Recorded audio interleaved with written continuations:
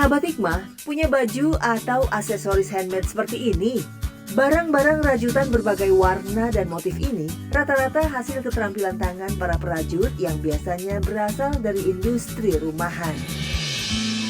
Salah satunya adalah Ibu Dewi Nur Rahmah, pengrajin rajutan dari Desa Sayang, Kabupaten Cianjur, Jawa Barat. Berbekal keterampilannya merajut, Bu Dewi bisa membuat aneka fashion berikut aksesorisnya, mulai dari tas, topi, sepatu anak, sampai gantungan kunci. Barang-barang rajutannya itu kemudian ia jual dengan menggelar lapak di pasar serta berkeliling kampung.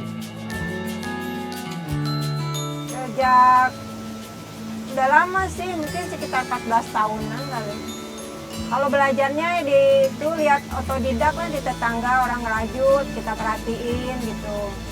Ada orang yang ngasih tahu, kita pengen ya kita beli benangnya, beli jarumnya. Ya udahlah belajar merajut di sana sampai bisa. Setiap hari Bu Dewi menjual rajutan buatannya itu demi membiayai sekolah anak-anaknya dan menghidupi kakaknya yang menderita gangguan mental. Ibu Dewi menjadi satu-satunya tumpuan penghasilan keluarga lantaran sang suami sakit jantung sejak lama hingga tidak bisa lagi bekerja. Ya, suami saya tuh udah lama, tahun 2000 tuh sakit pembengkakan jantung. Jadi ya sedikit-sedikit harus hati-hati lah gitu. Terus sekarang udah agak lebih parah gitu ya, apalagi sejak corona. Gak ada kejadian gak ada pemasukan lah, jadinya nggak sama sekali nggak bisa usaha gitu. Usaha ini nggak bisa, usaha itu nggak bisa. Jadi sekarang itu pergi ke sana karena di rumah takut jadi beban anak dan istri. Pergi ke Kerawang, di sana di Kerawang gitu sama keluarga suami. Aneka hasil rajutan Ibu Dewi dijual dengan harga bervariasi. Meski sudah berusaha mencari lokasi-lokasi strategis untuk berjualan, namun tetap saja penjualannya tidak menentu. Kadang laris, bahkan tidak laku sama sekali. Kalau sepatu sepasangnya itu 45.000, 35.000, gimana modelnya. Kalau yang berkarakter 45.000. Penghasilan per hari ya 40.000, 60.000 lah. Kadang-kadang kemarin seminggu kemarin itu nggak ada yang beli. Kondisi ini membuat Ibu Dewi dan keluarganya hidup sangat pas-pasan. Ia harus selalu berhemat agar penghasilan dari merajut cukup untuk makan sehari-hari. Oh enggak sama sekali. Kita kalau dapat uang 40.000 dibikin 2 hari gitu.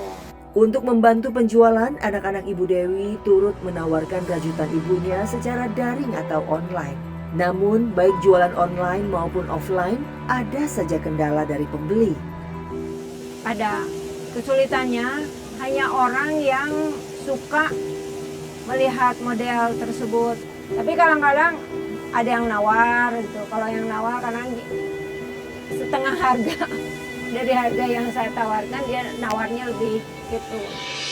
Benang menjadi bahan utama yang harus dimiliki Ibu Dewi sebelum mulai merajut. Modal yang harus dikeluarkan untuk menyediakan bahan-bahan ini cukup menguras kocek. Sehingga Bu Dewi harus pandai-pandai mengatur penghasilannya yang tidak seberapa. Untuk mendapatkan bahan-bahan, Bu Dewi biasanya membeli di warung grosir di pasar. Kalau untuk merajut tas, bahannya itu dari polyester. Kalau untuk sepatu, harus bahan yang lembut. Seperti katun susu atau wool.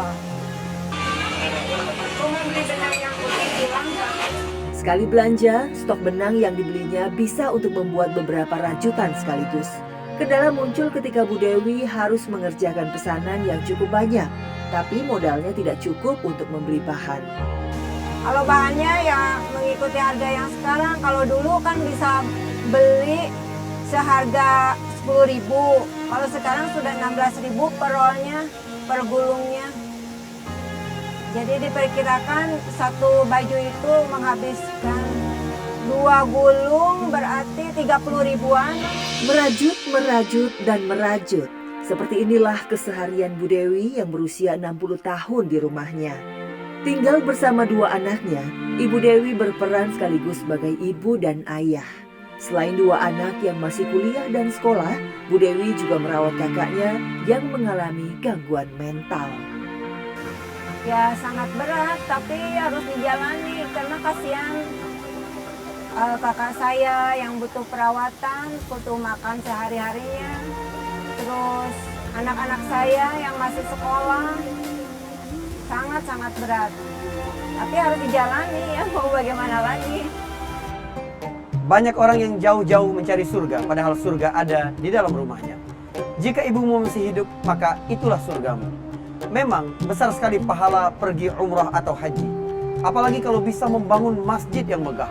Tetapi ketika seseorang datang kepada Nabi SAW dan bertanya, "Ya Rasulullah, aku datang untuk meminta pendapatmu agar aku bisa ikut berjihad di jalan Allah Subhanahu Wa Taala." Pahala jihad, pahala yang paling besar di dalam Islam. Tapi Nabi SAW bertanya, "Hal laka min apakah engkau masih memiliki ibu?" Orang itu menjawab, "Iya ya Rasulullah." Nabi berkata, "Falzamha fa innal jannata 'inda rijlaiha." Berbaktilah, temanilah ibumu, karena surga ada di kedua kaki ibumu. Meskipun sudah 14 tahun mempunyai keahlian merajut, namun masih ada saja kesulitan yang ditemui Bu Dewi dalam proses pembuatannya. Ya ada sih kadang-kadang ketika lagi merajut sudah mau selesai, ada satu benang yang ngait atau belum terkait, ya kita protolin lagi. Pas udah mau selesai jadi, ya kita protolin lagi gitu. Ya kembali kita mau rajut ulang jadinya. 2 kali kerja gitu. Di tengah segala himpitan hidupnya, Bu Dewi bersyukur dikaruniai anak-anak yang pengertian, bahkan membantu meringankan beban ibundanya. Berkat strategi marketing online kedua anaknya, pesanan rajutan dari pelanggan pun mulai berdatangan. Anak-anaknya pun bisa membiayai sendiri uang jajan mereka. Saya biasanya ngebantuin mama lewat jualan online. Saya dipasang di status WA atau ditawarin ke teman-teman saya. Biasanya gantungan kunci yang paling banyak, terus sama tas HP. Assalamualaikum. Nabila, tas HP aku udah jadi belum? Udah?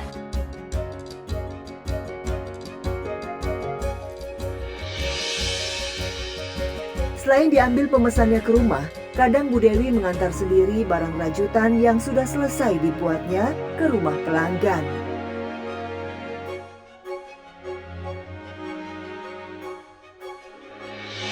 Ya kalau sweater dipakai sendiri, kalau itu buat kado sepatu bayi, pesen tas.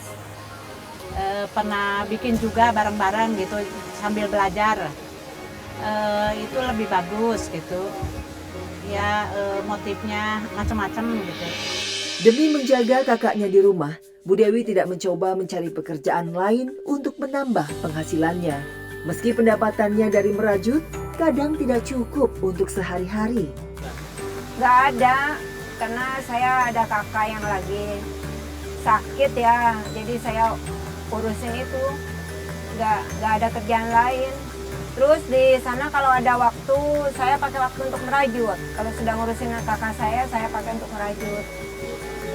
Ya sambil nunggu, sambil jagain kakak saya yang sakit. Semoga kita tidak pernah lupa dengan kebaikan-kebaikan yang pernah dilakukan oleh sosok paling berjasa dalam hidup kita ini. Kalau kita mengingat seluruh kebaikan-kebaikannya, untuk berkata "ah" saja, tidak mungkin kita mampu melakukannya. Menggali hikmah, menuai berkah.